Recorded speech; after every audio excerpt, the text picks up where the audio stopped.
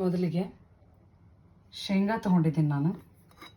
ಈ ಬಟ್ಲಲ್ಲೇ 2 ಬಟ್ಲ ಶೇಂಗಾ. ಅವನ್ನ ಚೆನ್ನಾಗಿ ಹುರ್ಕೋಬೇಕು. ಆನಂತರ ಸಿಪ್ಪಿ ಬಿಡಿಸಿ ಗ್ರೈಂಡ್ರ್ ಹಾಕಿ ತಕ್ಕೋಬೇಕು. ಆಮೇಲೆ ಪುಟಾಣಿ ತೊಗೊಂಡಿನಿ ನಾನು.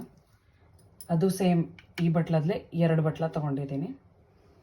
ಆಮೇಲೆ ಬೆಲ್ಲದ ಪ್ರಮಾಣ ಹೇಳಬೇಕು ಅಂತಂದ್ರೆ ಈ ಬಟ್ಲಲ್ಲೇ 3 ಬಟ್ಲ ಬೆಲ್ಲ ತೊಗೊಂಡಿನಿ. ನಿಮಗೆ ಇನ್ನೂ ಜಾಸ್ತಿ ಬೆಲ್ಲ ಬೇಕು ಅಂತಂದ್ರೆ ನೀವು ಜಾಸ್ತಿ ಸಿಹಿ ಹಾಕ್ಕೋಬೋದು. ಆಮೇಲೆ ತುರಿದಿಟ್ಟಿರೋ ಕೊಬ್ಬರಿ, ಬಿಳಿ ಎಳ್ಳು, ಸ್ವಲ್ಪ ಇವನು ಹುರ್ಕೋಬೇಕು.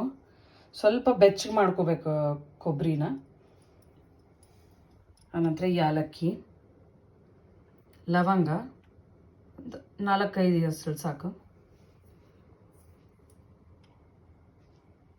ಇದೆಲ್ಲ ಕರ್ಜಿಕಾಯಿಗೆ ಬೇಕಾದ್ರೆ ಉಗ್ಗಿರೋ ಅಂತ. ಕರ್ಜಿಕಾಯಿಗೆ ಸೂಸ್ಲ ಮಾಡಬೇಕಲ್ಲ ಅದಕ್ಕೆ. ಇನ್ನು ಹಿಟ್ಟು ಬಂದ್ರೆ ನಾನು ಡಿಮಾರ್ಟಿಂದ ತಂದಿದ್ದೆ ಮೈದಾ ಹಿಟ್ಟು, ಆಮೇಲೆ ಚಿರೋಟಿ ರವೆ. ಇವೆರಡೂ ಬಿಸಿ ಎಣ್ಣೆ ಒಳಗೆ ಸ್ವಲ್ಪ ಬಿಸಿ ಎಣ್ಣೆ ಮಾಡಿ ಹಾಕಿ ನಾದ್ಕೋಬೇಕು. ಒಂದು 2 ಗಂಟೆ ಆದಮೇಲೆ ಅವನ್ನ ಬಿಡಬೇಕು. ನಾನು ಇದನ್ನೆಲ್ಲ ತಯಾರಿ ಮಾಡಿಕೊಂಡಿದ್ದೆ ಸೂಸ್ಲ. ಆ್ಯಕ್ಚುಲಿ ಅದಕ್ಕೆ ನನ್ನ ಸೂಸ್ಲ ಹಿಂಗೆ ತಯಾರಾಗೈತಿ. ನೀವು ನೋಡ್ಬೋದು.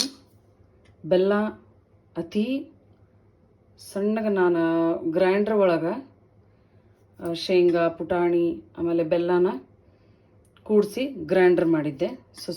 ಸ್ವಲ್ಪ ಗ್ರೈಂಡ್ರ್ ಮಾಡಿದ್ದೆ. ಆಮೇಲೆ ಎಳ್ಳು ಹುರ್ಕೊಂಡು ಸ್ವಲ್ಪ ಅದ್ರ ಜೊತೆನ ಗ್ರೈಂಡ್ ಮಾಡಿದ್ದೆ.